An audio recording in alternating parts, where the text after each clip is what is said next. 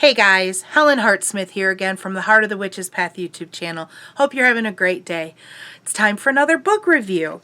Today I'm going to be reviewing an amazing book, the Poetic Edda, Stories of the Norse Gods and Heroes. This is translated from Old Norse, edited by Dr. Jackson Crawford. Now, for those of you who are interested in Norse mythology, Norse paganism, anything having to do with Norse, and you're on YouTube with any consistency, then you might know who Jackson Crawford is. He has his own YouTube channel here, and he has been a incredible font of knowledge for me personally on my path. And so I will go ahead and put a link to his channel in the description box in case you're wanting to check out more of what he has to offer. Jackson Crawford is an Old Norse specialist who has taught at many notable universities in the United States, including UCLA, UC Berkeley, and he's currently working at University of Colorado, Boulder, and Colorado is actually where he's from. So, I was super excited to get this book because I have tried to read the Poetic Eddas before. I have tried other translations. I've actually even tried some audiobooks, and it was just kind of hard for me to kind of get into it. I was a bit maybe nervous about getting into it because I know nothing about Old Norse. I know of the Norse gods simply from reading other forms of myth. And so the myths, are in this book, some of them. But what I really appreciated about Jackson Crawford is that, first of all, he put, right in the very beginning, he put what does he call it? Language and pronunciation, because some of the consonants aren't pronounced the way like a modern English or French would pronounce specific vowels.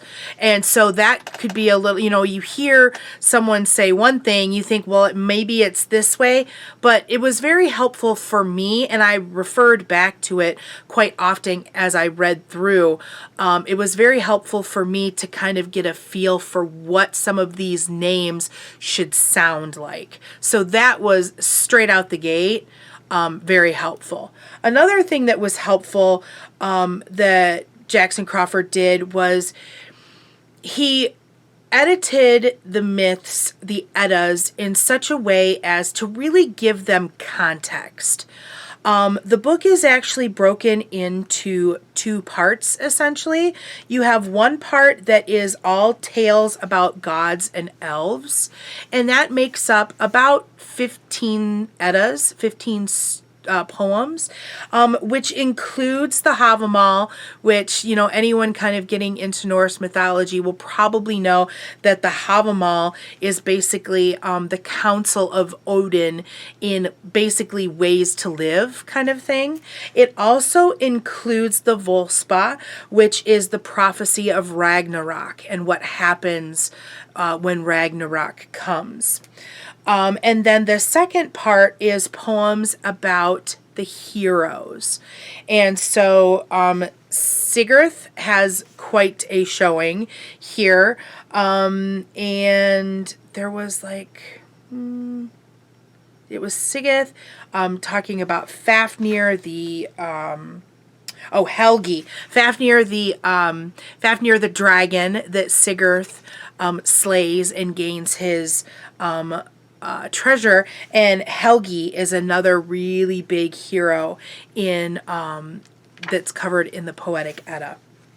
So the way that Jackson kind of makes everything flow, because some of these poems are only sections, like there might be just like 10 or so stanzas, that's all that has survived of this particular poem. And so what he's done is he's tried to fill in the holes as much as possible, especially given the fact that there might be more than one poem that kind of covers the same character or the same circumstances or things like that. It was very helpful for me to kind of understand and get a gist of what was happening. And so I thought that that was incredibly helpful. All in all, I found this book to be like preparing me to go look at maybe the Snorri translations and see what the differences are, what they aren't.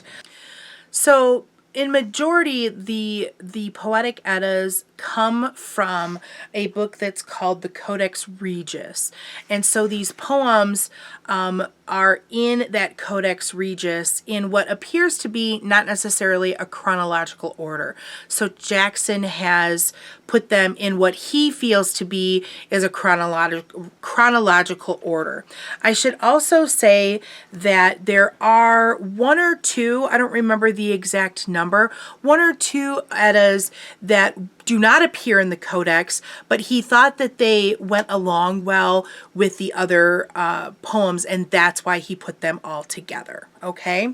I forgot to mention at the top of this video that this particular book, I always try to cover like the pages and things like that. This is a 2015 copyright. There are 352 pages of text and a quite sizable, lovely glossary at the end of the book. I will put a link in the description box to Amazon if you are interested in picking up a copy of your own. Okay. I have a particular favorite poem within this book, and I do like the Havamal, but I feel like a lot of people talk about the Havamal, and so of course it's wonderful because there's like some incredible advice that comes out of it. But I thought that I might read for you a couple of stanzas that I kind of like from one of the Eddas that appears in the second part of the book having to do with the heroes. So I'm going to attempt some of these names, and I might slaughter them and I might stumble, so please bear with me. But the Edda that I really like is called Sigurdrifumal, The Meeting with the Valkyrie. And so this particular poem shares Sigurd, I spoke of him a little earlier. Sigurd is a hero who is very well known for having killed Fafnir the dragon and taking his gold treasure. So Sigurd is up on a mountain and he stumbles across a sleeping Valkyrie named, where did she go? Sigurdriva. And her name means victory driver. And so they begin talking, and I'll just read to you a couple of stanzas. I will start with stanza 5. And before that, Sigurd asked her to teach him wisdom, if she knew news from all the realms. And Sigurdriva said, I bring you beer, warrior, blended from strength and fame.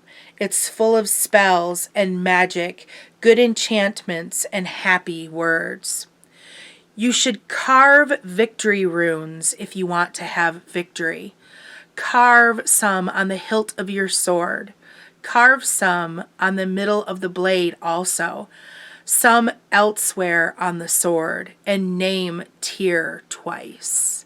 That was stanzas 5 and 6. And I don't want to get super into it, so I'm going to jump to stanzas 12 and 13. You should learn speech runes to prevent those who hate you from taking vengeance on you. Wind them around, weave them around, set them all around at the court where people go for judgments. You should learn mind runes if you want to be wiser than any other man. Odin read them. Odin carved them.